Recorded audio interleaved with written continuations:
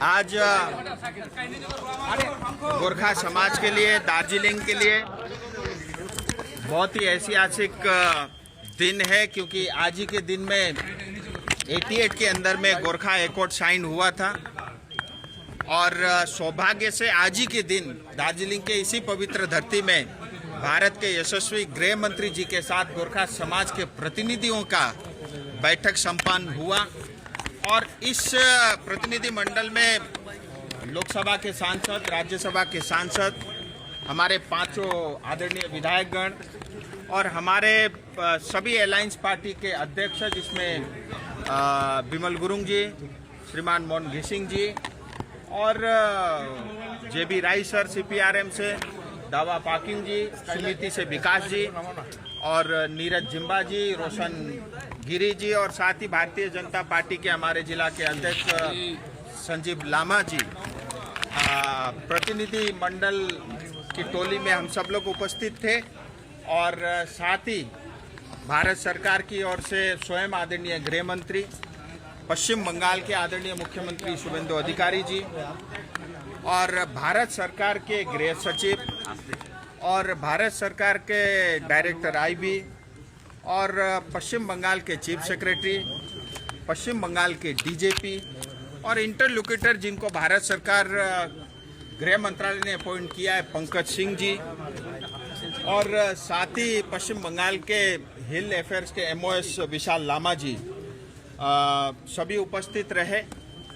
और सभी प्रतिनिधि मंडल की ओर से गृह मंत्री जी को दार्जिलिंग तराई डूवर्स की जो पीड़ा है और जो पिछले 40 साल का जो संघर्ष है और जिस तरह से हमारे अधिकारों को सीपीएम ने और 15 साल तक टीएमसी ने कुचला है और जो त्याग और बलिदान गोरखा समाज के लोगों ने दिया है, आज तक 2000 से ज़्यादा लोग हमारे शहीद हुए हैं, हमारे बहन बेटियों के साथ रेप हुआ है, 5000 से ज़्यादा हमारे लोग विस्थापित हुए हैं। और ये बहुत लंबे समय तक जो संघर्ष था उसको एक बहुत बड़ी उपलब्धि आज हासिल हुई है।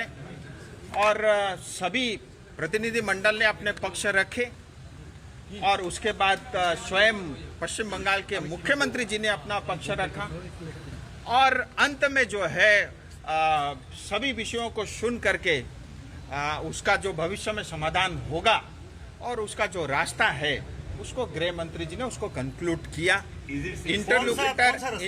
मुझे बोलने दोगे? इंटरलोक्यूटर आदरणीय पंकज कुमार सिंह जी के नेतृत्व में गृह मंत्रालय की टीम का एक कमेटी का गठन हुआ है, जो आज के इस एग्रीमेंट को ड्राफ्टिंग को फाइनल करने का काम करेगी। और मैं आज आप सबके समक्ष, क्योंकि मुझे देश भी देखना है, मुझे अपनी क्षेत्र की जनता का भविष्य भी देखना है, और जो विशेष करके गोरखा समाज आए दिन विदेशी होने का जो लांछना हमारे ऊपर लगता है, उस कष्ट को भी मुझे देखना है। और साथ ही हमारे क्षेत्र में विकास हो, हमारे क्षेत्र में डेवलपमेंट हो, हमारे युवाओं को रोजगार मिले। आज आप सबको पता है, एशिया में पहला हाइड्रो अगर कहीं था तो वो दार्जिलिंग में था। 100 साल पुरानी यूनेस्को टॉय ट्रेन अगर कहीं चलती है वो दार्जिलिंग में चलती है।